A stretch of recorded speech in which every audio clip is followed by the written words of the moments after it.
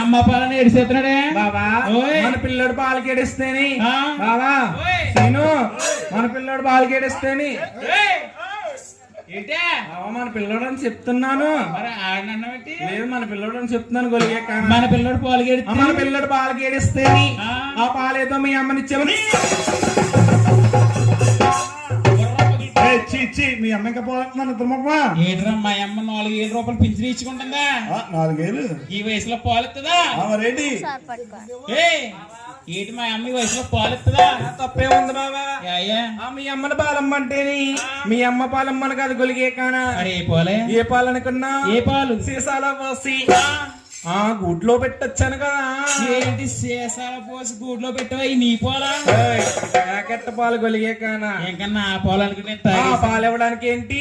ఇంకన్నా ఆ పాలు అనుకుని తాగేసి అయినా మనీ పాలేటి బావా. ఏంటి నా పాలేటో తెలీదా? తెలీదు. బాగుంది